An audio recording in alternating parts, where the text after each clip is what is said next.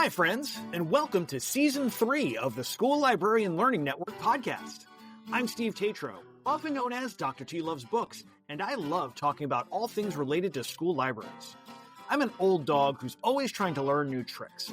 That's why in each episode of the SLLN podcast, I'll chat with a school librarian about a lesson, program, or activity they love. Hopefully, this can be a place for school librarians to get ideas and find new ways to engage with their students and staff. Speaking of which, I'd love to hear about what you and your friends are doing in your school library. Email me at drtlovesbooks@gmail.com. That's drtlovesbooks@gmail.com to tell me about what you're doing, offer feedback about the SLLN podcast, or to request a podcast sticker. As Amy Herman likes to say, being a guest on a podcast is a great way to show your admins you are engaged in meaningful professional development and leadership in the profession. So drop me a line and let's chat. That being said, the opinions and ideas shared in this podcast by myself and my guests are our own and do not reflect those of our school districts. I just like to geek out about school libraries. So without further ado, let's get to this week's episode.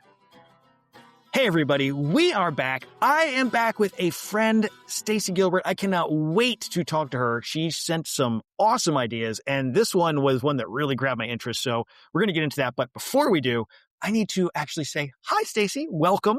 Why don't you take a second to tell folks who you are, where you're at, and what you do? I am so happy to be here. I am stoked to have this conversation with you. So I'm Stacy Gilbert. I am a school librarian for grades 7 through 12. Our school is about 3,200 students. Wow. In Northern Virginia, right outside of Washington, D.C. So the school is large. In Virginia, we are so amazingly blessed with school librarians being embedded in the standards of accreditation for schools, that every school has to have a school librarian. That is And awesome. if you have over 1,000 students as a middle or high school, you automatically get a second librarian. Ooh, okay. And Love that. because my school is technically a middle school and a high school, we get staffed as two separate schools. So Ooh. therefore, we have 2 middle school librarians and 2 high school librarians, 4 of us all working in the same library, serving the same kids. So That is amazing. Wow. it's a very unique situation. We're one of 3 such schools in our district, and I don't know of anyone else around the country. So if anyone listening has a similar situation, reach out because I would love to chat. That is, yeah, it's got to be really interesting to have 4 librarians working in the same space. And you said that since it's like seen as middle school and a high school, it's separate staff. Do you also sort of divide up duties or collections along those lines, or is it pretty much just all hands on deck for everybody? We operate as all hands on deck. Yeah. All students are our students. There are others of our kind of similar schools in the district that do departmentalize more and are a little more strict about, being at a certain level. But we are, we kind of play to each other's strengths and try to divvy up the best we can and, try to support where in the places that we all maybe could use a little help. Yeah. Well, I mean, it's great because you can probably we're not all experts at everything and other people have strengths and weaknesses. So able to sort of fill in those gaps in coverage has got to be great to have those extra people to talk to and kind of work with. Absolutely. I mean, we are all better together than we are individually, right? So absolutely. So it's great to have other people around to bounce ideas off of and a co-plan and all of those things. And we all have kind of our pet projects and our kind of really it's more passion projects. The Right. things that we're super committed to, and so that's really nice that it gives us the opportunity to do that, and it makes the library experience richer, which is great. And we Absolutely. can reach more students and more teachers and all of those things. So my school, the students speak something like 90 different home languages. Wow. Yeah. And every kind of stretch of socioeconomic, of racial identity, of gender identity, of, every kind of different category that often the kids get put into, right? my school has a massive variety of experiences and identities within that. So it's really great to work with a team of librarians because we all connect with different students. We have different experiences and bring different expertise. And so, it's part of that. Diversity makes us all better, right? Well, absolutely. And so I'm kind of curious because I recently spoke with your wife. Yes. Rachel Grover was recently on an episode. In fact, I think she's going to be on the episode right before this one. So if you're listening in a row, folks, we might get the couple together. But what I Right. don't know is, do you? I've never met a school library couple where both people were school librarians. And do you guys both teach in the same? You're not in the same school, are you? No, we're not on the Okay. same we're not in the same school, but we're in the same district. Okay. So, what's so funny is our schools are about between 30 and 45 minutes away, depending on traffic. Okay.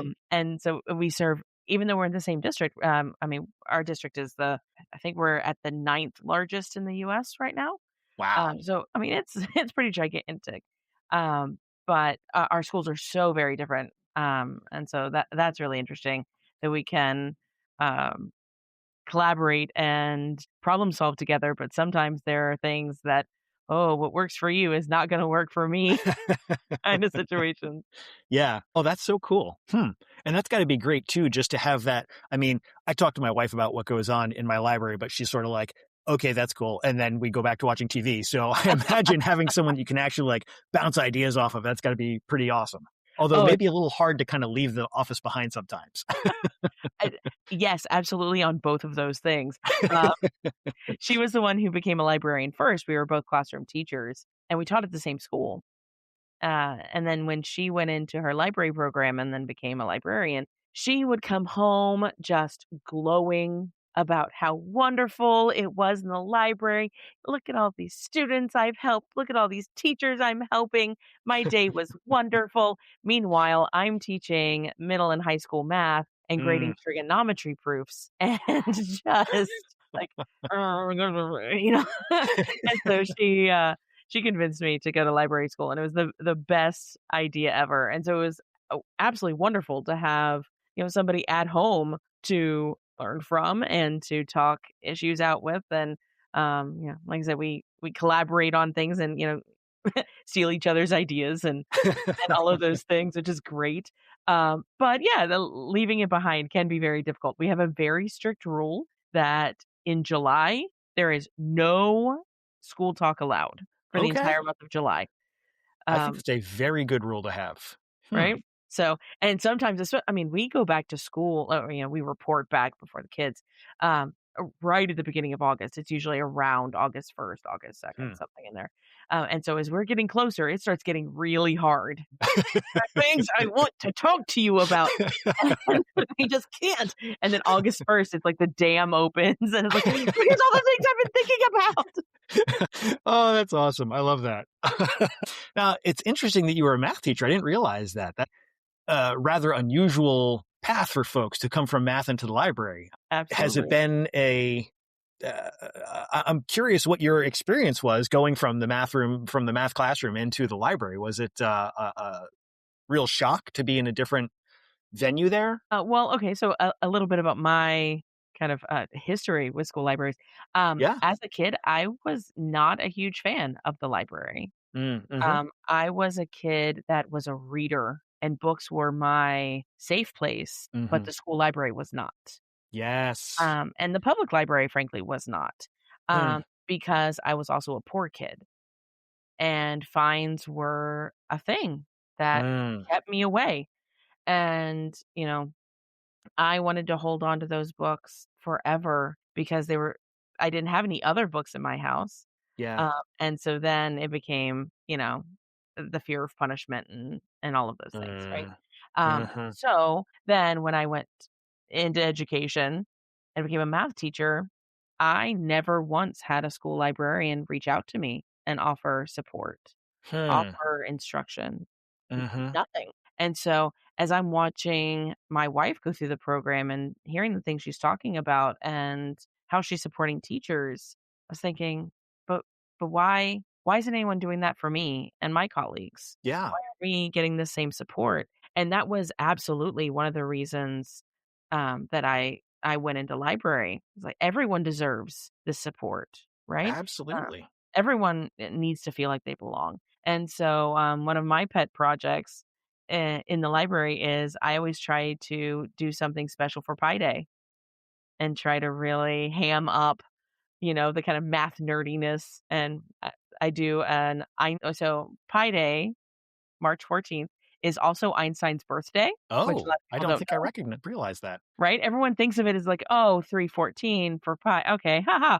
But March 14th is actually Albert Einstein's birthday. So we do an Einstein's birthday party digital escape room Ooh, for Pi Day usually.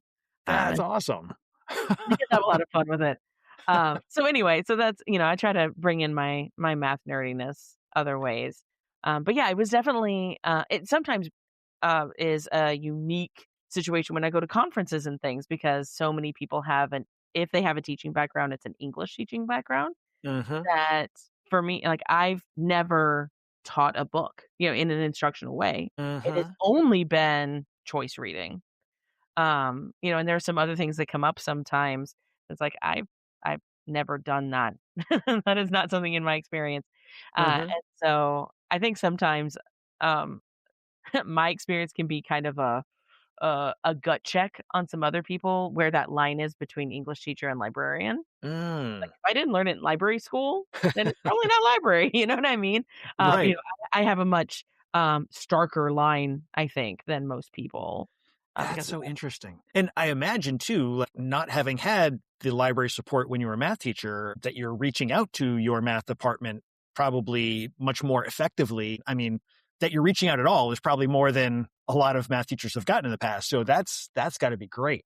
Hmm. I mean, I hope I'm helping them. But yes, I sit on several of the math CTs, sorry, like the collaborative teams, Okay. all the teachers who teach the same class. So all the Algebra 1 teachers, all the geometry teachers, that kind of thing. So I sit on several of those teams and go to their meetings when I can, um, because the library can be a hop in place, right? Yeah. But but when I can, I try to go and, yeah, I've done, like I said, escape rooms for them. I've done, team building activities. There's one teacher who, maybe we'll get to talk about it in another podcast, that we did, building catapults and the students, gathered data to find the curve of best fit. And so it did freak, or it surprised some of the students that I could talk the math with them. They were not Mm. expecting me to Uh-huh. know, to be able to check their math over their shoulder, like, no, you didn't do that formula, right? That's awesome. Oh man. So I'm going to give the audience a little bit of a peek behind the curtain because Stacy and I have been emailing back and forth and she sent this amazing list of all these awesome things she does. And I desperately want to have her coming back many, many times so we can talk about all of them. And I'm kind of kicking myself a little bit right now for not having chosen the catapult one, but we are going to talk about that at some point. But to be fair, I did pick something else for this time around. So I'm going to kind Sure. of bring us back around in that direction. And I'm going to ask, like, where did this sort of idea come from for this lesson that you do with the students? So this particular lesson is about presentation skills, and it was born out of um, one of our teachers that is in a department that I feel like every district calls it something different. Um, Back in the day, she probably would have been called a home ec teacher. Oh, yeah. Okay. In my district, they're called FACS teachers, family and consumer science. That's where Uh, we're at, I believe, right now. Yeah. okay, so think that department, Mm-hmm. and she especially focuses on cooking and um, technically this particular class is called gourmet foods, Love it. which right? They make some great stuff. Just saying she was a great person to connect with because when the kids make something good, sometimes she'll clue me in and I can go and taste test. It's great. Nice. But anyway, so she's very sweet, but she is very tech nervous. Okay. Mm-hmm. I'm And so familiar with the type. yeah, so she's not averse to it. It just it makes her nervous, and so she kind of avoids it if she can. Mm-hmm. But she had this project she wanted to do where the students create in groups, create their own restaurant and their own menu. Ooh. And so she had all the content pieces that she needed for it, but she wanted somebody to help the kids make their presentation slides in Canva. Okay. Okay. And um, we are lucky enough, not only do we have 4 librarians, but we have a very robust tech staff as well. Oh, great. In my district, we have one person at every school who is designated as the hardware person. So they're the ones in charge of like device distribution, Huh. and another person who is the instructional tech person. Okay. Wow. And at my school, remember, we're staffed as 2 separate schools. So we have Ah. 2 of each of those categories of people, Wow. and both offices are in the library. Ooh, nice. So we're kind of like a one-stop shop, which is great. And I absolutely adore our tech team. We work very closely with them very often. But often, I mean, the school is huge. There's no way that any of us could reach everybody that we need to, right? So, we ended up having these kind of moments of professional development where the instructional tech people really wanted to highlight different tech tools, but there were more tech tools that they wanted to highlight than just the 2 of them. So they reached out Mhm. to us to, so some of the librarians would help give some of these sessions.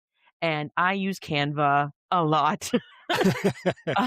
Because one of my kind of designations in the library is signage. So I'm doing a Ah. lot of Canva signage pretty much all the Mhm. time. And so I volunteered, yeah, I'll do the Canva one. So this particular teacher came to my Canva little session. And so like the next week, she reached out to me like, hey, I have this project, but I want them to do it in Canva. Will you teach the kids Canva? Okay. Like, okay, oh sure. Hey, let's talk about this, right? And because I know in my head, all of my students have used Canva in several other classes. They are very comfortable with it, unless Mhm. you're asking them to do something very specific and techy that they've never encountered before. They're Mhm. probably going to be fine, right? Yeah. They don't really need a whole lot in Canva. But as we were talking, I was asking her, so how have these gone in the past? And she said, oh, they really get the content. They have great restaurants, but their presentations, oh, they're just so painful. These kids, they just cannot do a presentation. And Mm. so that's when I floated, well, I could help with that. And she absolutely jumped on board with this. Like, yes, please, whatever you can do to help these students. I And love so that you took it in that direction because I feel like so often people go to the library and they want technology help or they want, idea help, but I don't know that the library is a place people think of as being like a presentation skills learning space. It absolutely can be and should be. So I love that this is something that you kind of introduced to her and said like, hey, this is something we can work on. So that's awesome. I mean, it is real world skills, right? Yes. The public speaking pieces and being able to Mhm. convey your ideas in a comprehensible manner using a slide deck is a skill these kids need as they move into Absolutely. adulthood. And um, so, yeah, anything I can do to help ease that transition. Because, I mean, full disclosure, I grew up with the internet, with the formation of the internet. As the Mhm. internet grew, so did I, kind of situation. Um, and so I'm from word art in Publisher, and you hit all the buttons, right, Yes. to see what Right. all the options are. Uh-huh. And Got to try all the animations on every slide. Yeah, yes, absolutely. as many as possible, right? Like Yes, you get more points the more animations you add, right? exactly. I think that's Yes. how this works. Uh, and my students still kind of have that instinct, right? Like Oh, more yeah. is more. Yep. So I figured if I can help that literacy piece, right? I mean, that is absolutely a literacy to be able to Oh, take knowledge you definitely. have, translate it into a digital format, and then give it orally. It, those are several different literacies right there. Yeah. So, if I can help that be a little more successful, then absolutely, I'm going to do that. It's awesome. I'm so glad that you did, and I'm so glad that you're helping the students with this because as a longtime English teacher who gave a lot of presentation projects, I feel the pain of, okay, we really need to spend some time just talking about how to give a presentation and how to set up slides so that they're not hurting people's eyes or so that you can actually read them. Right? I'm right there with you. Yeah. So you put this awesome lesson together and you shared some slides, which people should absolutely check out. So, but I'm kind of curious, like, how does this unfold for the students? Like, are they coming to the library? Are you going to them? Where's it happening? We've done it both ways. I prefer them to come to the library. Okay. Mostly because I want them to see the library as a place that they could come for any class. You never know when you might come to the library, right? Absolutely. So I like doing it in the library, but there have been times because of scheduling or, other things that I've had to do it in her classroom, and it's not a big deal. But um, it's a really fun lesson to do because, I by the time the students are able to take this gourmet foods class, most of them are at least 10th graders. Most of them are 11th or 12th graders. And so I have seen most of these students for years now. They're pretty used to me. They may not remember my name, but they know who I am, Mm-hmm. Right. And so at that point, I start the class just like I always start classes, and I'm really casual with the kids and hey, come on, let's sit down. So I'm really excited to share this with you today. I want to make sure that you're not gonna absolutely bomb on your presentation. So I'm gonna give you an example of a presentation. So I want you're gonna play the part of the audience. I'm playing the part of like one of your classmates giving this presentation. And so I want you to be on your best audience behavior, really lock in and be paying attention to every little thing I'm doing in this presentation. And so at that point, they're all, okay, I got this. And they're staring at me. And then I flip the slides, and it's anyone who goes to look at the slides, you'll notice it's about bees. And I tell them, it's about bees. Hang with me. It's just an example. And then I flip it, and the slides are just so ugly. So ugly. They are purposefully ugly, but they are so ugly. And I put my head down. If I have a piece of paper in front of me that I pretend I'm reading off of the piece of paper, face straight down, so you can barely hear me. Verisimilitude. I love it. Right? There is a slide that is just text, right? That you can barely see, but it's just a solid block of text. And for that slide, I turn and face the screen, so my back is to the students, and just read straight off the slide in as much monotone as I can possibly muster. I mean, I really try to just make this so painful. And it's so cute to watch the kids. You see their faces. At first they're confused, and then they really want to tune out, but also they're trying to be respectful. They don't want, they're trying, and then a lot of them just give up and start staring at the ceiling or whatever. And so then when I finish my thing, get to the sources slide, and then the very next slide is, ew, what was that? And so then I switch back to my kind of my normal teaching voice, right? I'm like, okay, that was terrible, right? That was terrible. And you see some kids, like, they don't really want to admit it. Like, they don't know Right. how to. And I'm like, no, it was terrible. Tell me what was terrible about it.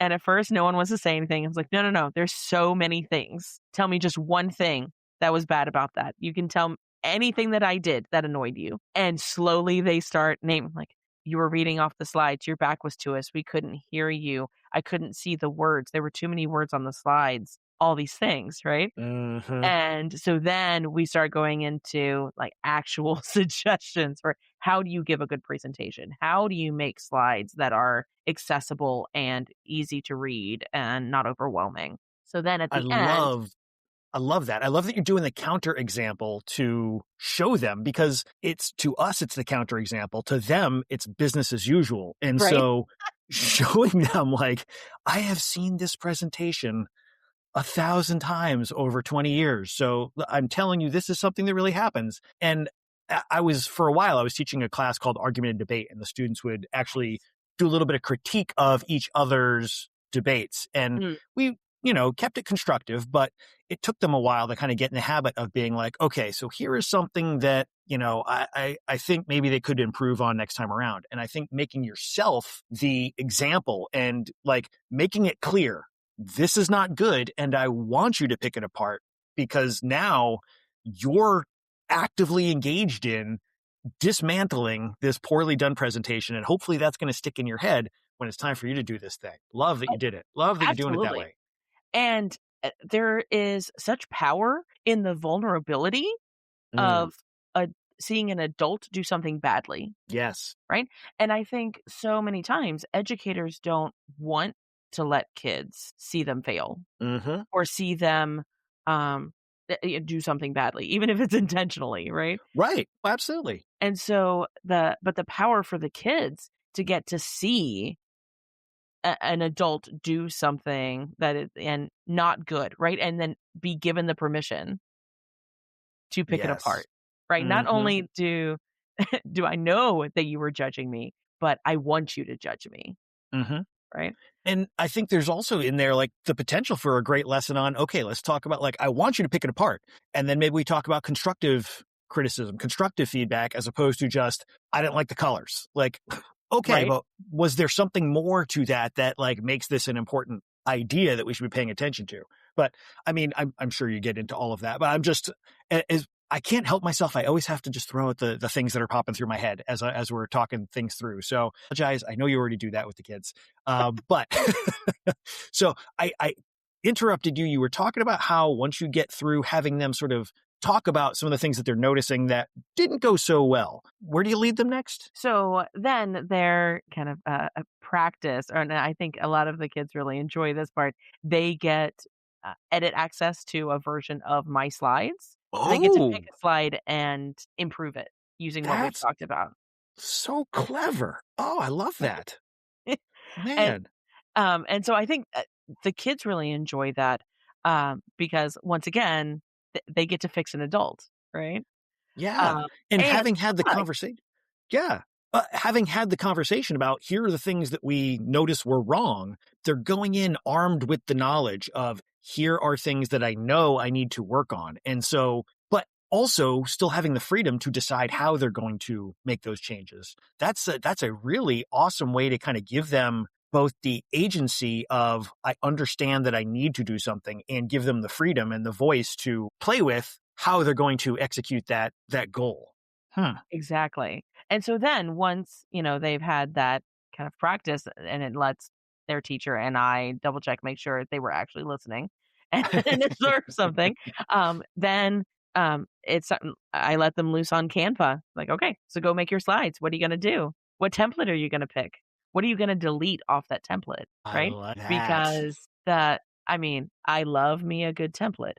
However, most of the time, there's way more stuff on that template than is conducive for actual information delivery. So, especially with the kind of projects the kids are doing, like a lot of those templates are set up for professionals for like a workplace. And so there's maybe not a use for a lot of those slides. So giving them not just permission, but encouraging them to kind of look at it and say, what is actually appropriate to the project you're doing, I think is a very valuable learning tool. And also giving them permission to say, it's okay to take stuff out of here because it's not going to be relevant to what you're doing. That's great. Absolutely. And talking about how, the great thing about Canva is everything is editable. So do you need 16 little fishes on this slide? Probably not. You could probably get by with one or two and you'd be okay. Right. Not everything has to be just filled with stuff and elements and little graphics, right? You don't need I'm going to encourage the audience to take a look at the slides you shared, because you have the introductory ones, the not so great ones are a masterclass in all the ways you can go wrong in designing slides. And then you've got some real great examples. And I love there's one about making your design clean and just making, having white space. And that is something I'm working on a presentation right now. And I saw that slide. I was like, oh, I need to put more white space on my slides. Right. So I appreciated that. Oh, the slide design piece comes from a class that I took in my library program. Oh, that it was think it was our instructional technology basic class, but we Hmm. read a book on like graphic design, basically. Huh. And I may have to go back and dig up that book now that I've mentioned Yeah. it on air, because I don't remember the name of it. But it it talked a lot about white space, and it completely changed my perspective of what does a well designed slide or poster or graphic look like, Hmm. because your eye needs space to rest. Right. um, and one thing that I always emphasize when I'm giving the suggestions to the students in this lesson is we talk about um, the way Steve Jobs designed slides. Hmm. His rule was 3 words or less, Mm. Hmm. which, I mean, I've never been able to Yeah. measure up to Steve Jobs in Hmm. lots of ways, including that one.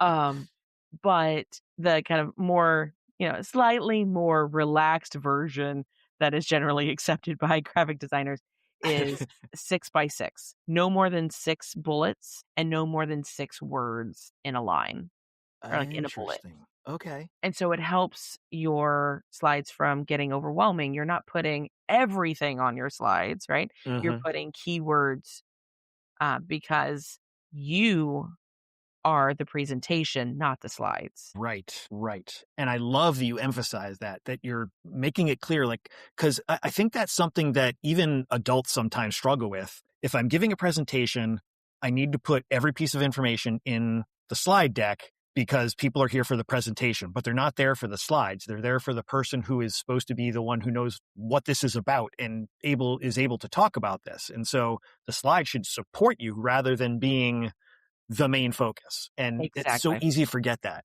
I love that you get the students going that direction. That's so awesome. Right. Now, it does get a little tricky when you start talking about, well, but the slides need to be um, referenceable, right? Like if people weren't able to make it or, Hmm. absent students, they still need to be able to access this content. Hmm. There can be uh, uh, that push to kind of, put everything in the slides, Yeah. but there has to be an element of that the information can't be overwhelming. Now, Yeah. maybe that means more slides so you can space Hmm. out the info. Maybe that means, some kind of verbal component. Every situation is different, Hmm. but yeah, there's definitely that instinct, I think, in a lot of adults, mostly to just put it all in because, well, people will have to go back and reference it later. But Hmm. there's still ways to Hmm. do it without being overwhelming. Yeah. Well, and I think it's also, there's a lesson in there about considering who's the audience, what's the context that this is going to be used in, how much do I need to include in the slides versus how much should I be talking about it. So that's a potentially another little mini lesson inside of this awesome lesson to just kind of get people thinking about how much really does need to be here for a future audience. Hmm. Yeah. Oh, Hmm. absolutely. Because, you know, maybe not everything needs to Yeah. be, and not every little piece has to be there for everybody later. Yeah. Well, and I absolutely fall into that trap of I try and make my slide decks so that they can stand on their own without me having to present them necessarily. Because a lot of times, we share stuff in the school library world and it's not everybody's going to be able to sit down and listen to me talk for an hour as I go through the slides. But if they've got all the information on the slides, then they've got it there. But it also is very visually cluttered. So you're absolutely right. I need to give a little more thought to my design process, but I am going to benefit from this lesson as much as your students. So I appreciate this. Well, you're very welcome. And know that, I also have to go back and edit my slides and things too. I am absolutely the person who writes the email and then goes back and eliminates some of the exclamation points, so I don't sound like a crazy person. Mm, So, I'm on that train. right? I just, I want to make sure I'm excited. And Yep. so, I do get very excited. It same. sounds It's okay. like it sounds like the kids are really getting some awesome hands-on, both guidance, also a lot of freedom to sort of make this work in a way that applies to the project, like makes it very individual to them, which is awesome. How often have you done this lesson with the students? It is an annual lesson. It's a Okay. year-long class. So, and we're coming up on it again for this year. I think this will be the 4th year, maybe, Okay. that I've done it. So, So you've kind of had a chance to refine and, smooth off the rough edges and stuff as you've gone along. oh yeah, the first few times doing it, I mean, the first pancake is never the one you keep. Uh, Nope. so there have definitely been some revisions as we've gone, but I imagine, though, that if you're coming up on the 4th year of doing this in collaboration with this teacher, clearly this teacher is finding value in this lesson that you're doing. I mean, I hope so. Uh, I hope that's the reason and not just, I could really use a day where someone else is talking to the kids instead of me. Uh, but, Something but tells me that's not the case. I hope not. But she is very sweet, and I think she is excited to have someone else who is not quite so scared of the tech around to be able Mhm. to talk to the kids about the tech side of it. Like she is not exactly confident when it comes to making slides or using Canva. So having Mhm. me there, I think, is an element of security for her. Sure, absolutely. I'm kind of curious. The kids give you feedback as you're sort of asking them to critique your initial presentation to them. Have you heard or seen any kind of feedback about how they're applying what you're talking through with them? So the teacher I work with has made comments that like, oh, their presentations were much better than they used to be. The first couple of times we did it, she's like, oh yeah, that really helped, which was great. Mhm. But I think the most rewarding piece now, this class is not a hugely popular class. I think it's usually 2 sessions, um, so 2 class periods for Okay. the whole school. So there's not many kids who take it, is my Mhm. point. So that means there's not many kids getting this exact lesson. Okay. Now, I have done it in different contexts and slightly different, um, forward lessons and things to talk about presentation skills. Mhm. But, this exact iteration is not, a large group of kids. But Okay. being able to see those students in other contexts do presentations, Mhm. I've been able to see that learning still stick, which is That's great. great. When, the next year they come in for their big, AP research presentation and I'm looking at their slides. Oh, I know where that came from, And so That's that's really awesome. fun. Yeah. When you get that cross-pollination and they're able to that's when you know it's really a valuable and important lesson that you have gotten them to really latch onto, that they're able to transfer those skills into other places and other situations. That's such a testament to what you're doing there. Wow. So Absolutely. And good. and I try to emphasize to the students, like, this is not just for this project. This is life. Yeah. These are the rules that I live by when I create presentations for conferences and when I create presentations for lessons and when all of those things. Business people create presentations and Oh um, yeah. like you're gonna use this, and this is just skills in general. This is not just for this project. And so getting to see some of the kids actually take that to heart and apply it is really great. Yeah. So you're saying it's a very relatively small portion of your school population that's getting this specific version of the lesson. I'm just kind of curious, is there any, I don't know if you've had to make any sort of adaptations, differentiation, if there's like different ability levels that you have to sort of adjust for, or kind of sounds like it's, I don't know. To my mind, it would be a fairly homogenous group that's going to be selecting into this class, but I might be completely off base here. Actually, it's pretty varied. Okay. You have a lot of kids who um just need a couple more credits to graduate and it's Ah, senior year. You gotcha. also have some kids that are really committed to going into the culinary industry. And so that is a career path for them they're really passionate about. Hmm. We also have quite a few kids that get special education services that end up Okay. taking classes in that department. And so you kind of get this mix of kids, which is really interesting because also for this project, they're working in groups, and these are very, um, uh, very varied groups in ability level and interest level, to be perfectly honest. Um, Okay. and all of those things. And so it's, yeah, it's interesting to see them work together. Most of the kind of differentiation that I've done within the lesson, is through a tech tool that, I don't know. My district uses it a lot. I don't know how popular it is outside of just us, but we use Pear Deck a lot. Okay. And so Pear Deck is a tech tool that you have to, kind of sign up for as a school level, I believe. You have to sign up the whole school.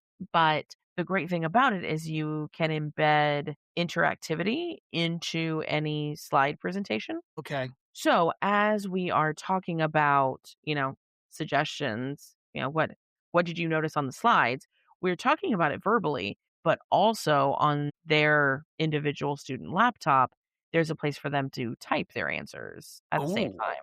Huh. So it allows this kind of dual channel for Mhm. students that maybe verbally is not the best way for them to show their learning, or they would rather die than speak in front of anyone, all of those Mhm. things.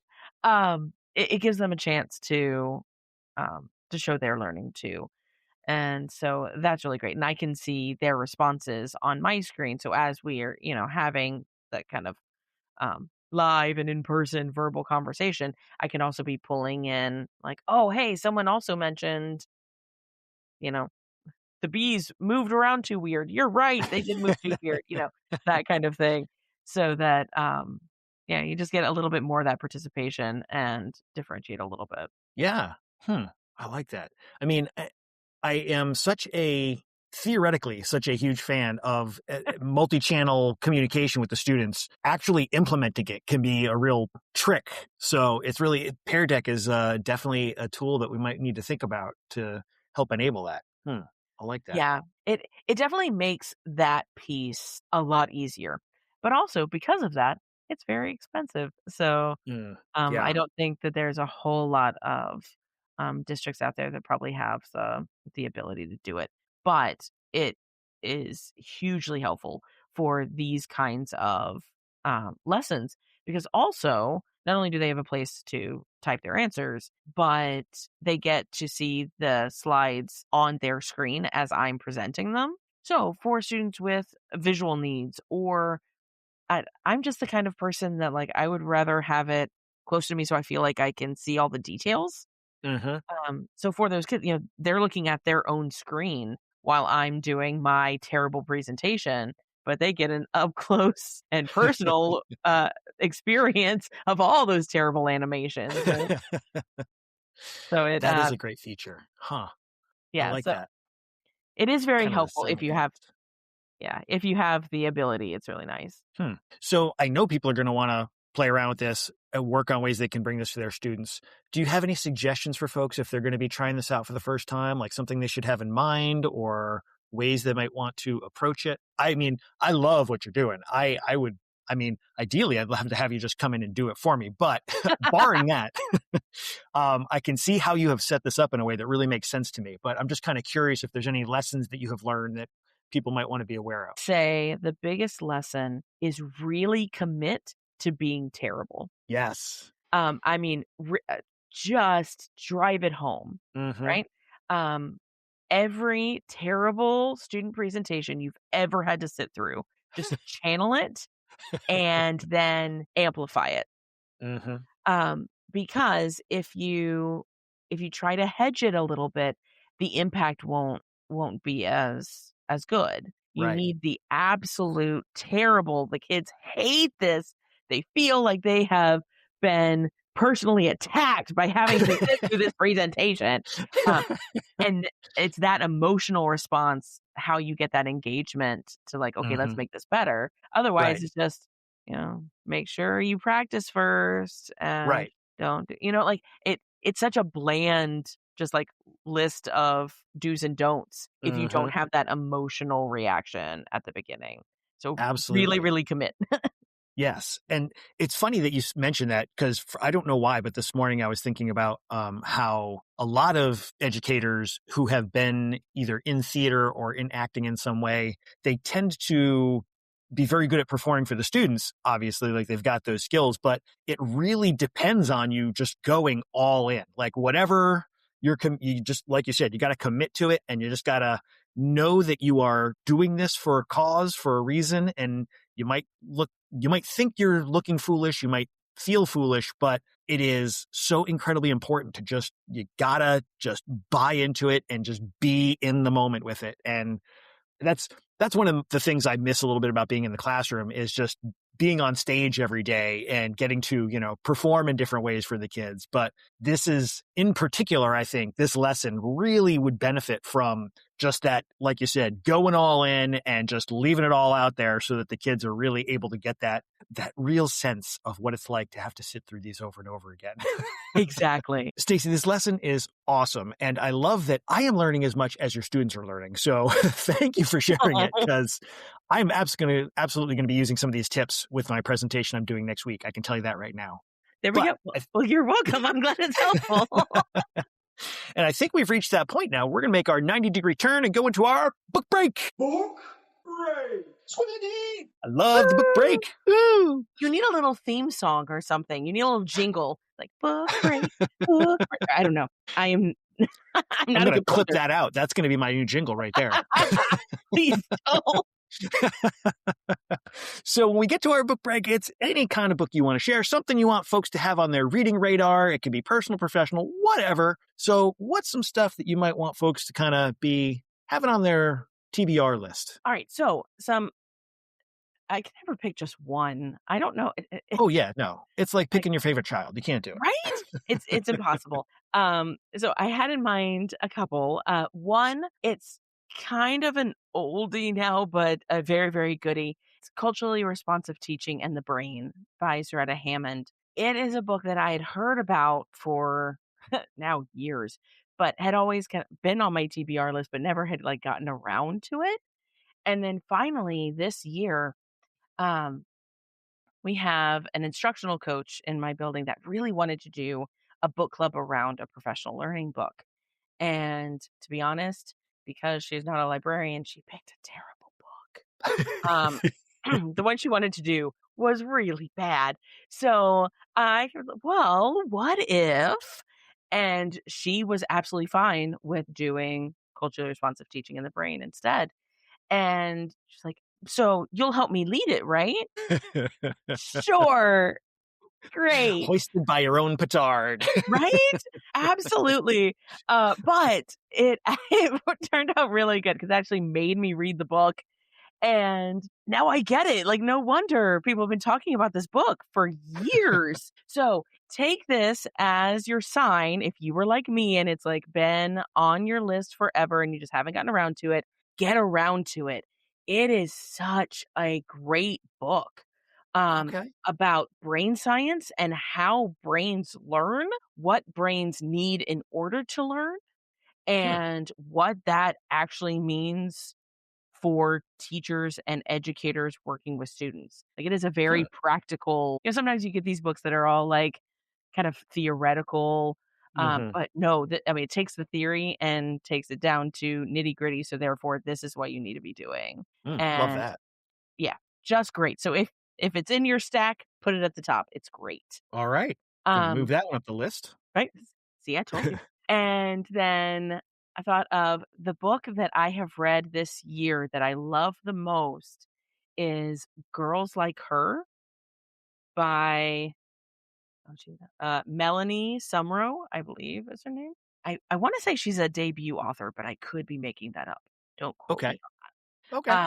But it was excellent. It's a girl who is on trial for murder.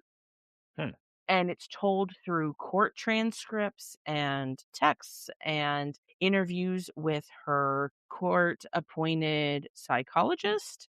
And just excellent. And it's one of those that as you're going, you're really questioning, is this girl even a reliable narrator?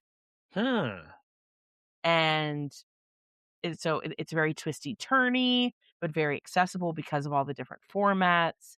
Uh-huh. Um, so Is this YA or is this adult? it's YA, although I think really as young as about 8th grade could probably be Okay. okay with it. But it Mm-hmm. does address some pretty heavy topics. Okay. Like, the girl, let's say, our main character has not made great choices in her life and has Gotcha.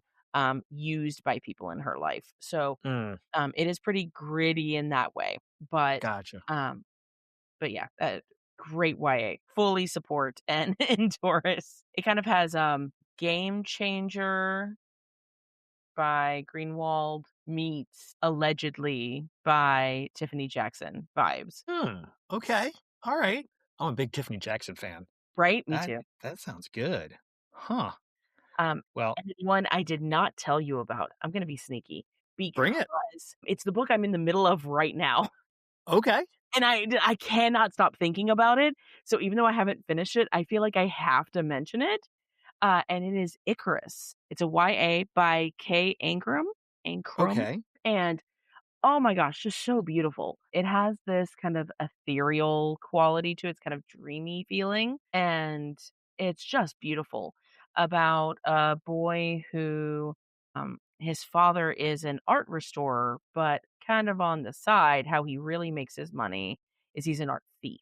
Ah. He makes our main character do his thieving.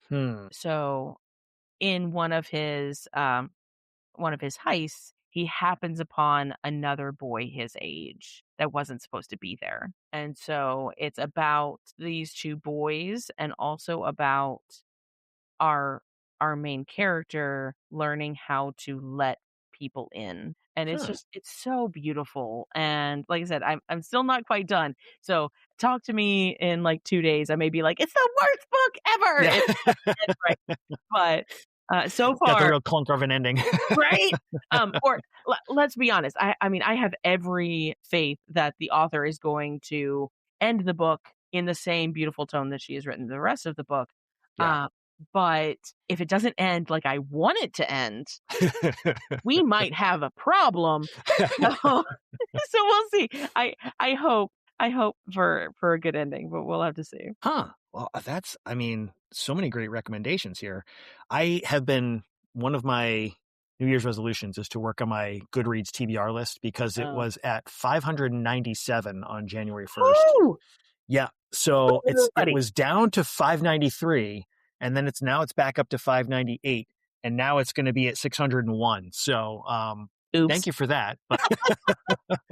You're welcome. But these sound great. I mean, that's awesome. Man. Well, Stacy, I am so thankful that you were willing to take the time to come and share this and it's such a great lesson for our students to be learning. And I love that it's coming out of the library because this is the kind of lesson I might expect from maybe like an English classroom or like a performing arts class. And I love that instead you're making it a library thing because like you said, it is a skill that applies to everything. And the library is there for everything. So this is a great tie-in. Now, right? I know folks are going to want to find you online. Where do they go looking for you if they want to track you down? Because they should absolutely be following you and seeing all the awesomeness you're doing. Oh, thank you. Probably the easiest way to find me now is Blue Sky. I am Mama Gilbs, AMA Gilbs on Blue Sky. Just backstory for a second. Yeah. It's 100% a name that a student gave me when I was a classroom teacher, and it just stuck. So now I'm just Mama Gilbs everywhere. Which I was like, hey, I've been called worse. I will stick with that one. Fine. Seriously. So anyway, so I am Mama Gilbs on Blue Sky. Find me there. Also, if you want to just straight email me, feel free to do so. I think my email's in the show notes as well, but I am Mama Gilbs Library at Gmail because someone had already stolen this Mama Gilbs on Gmail. What? And that's just rude. Seriously. So I'm Mama Gilbs Library there. I have a feeling you're going to be getting lots of people touching base with you because if they're not, they're crazy because you've got so many awesome things going on. And hopefully we'll be having you back sometime soon because like I said at the beginning, you shared so many great ideas and we are definitely going to have to revisit some of those. So at some point, I'm going to lure you back in. But absolutely. I am here for it. Awesome. I love that. Audience, you heard it, so she's got to come through now. We've got it on tape. There we go. Well, I'm locked in. Thank you so much. I truly appreciate you taking the time and sharing this great idea. So thank you. Absolutely. Thank you for having me. This has been so much fun. Thanks for joining us for this episode of the SLLN podcast. Be sure to check out the show notes for the episode. They feature links to resources shared by our guest, as well as ways to keep in touch with them, and links to the book break titles. I'd love to hear from you. If you have feedback, a comment, an idea, a question, or something you want to share, you can email drtlovesbooks@gmail.com. That's drtlovesbooks@gmail.com. Know a librarian with something we could learn from? Let us know. Until next time, be good, be safe, and be well.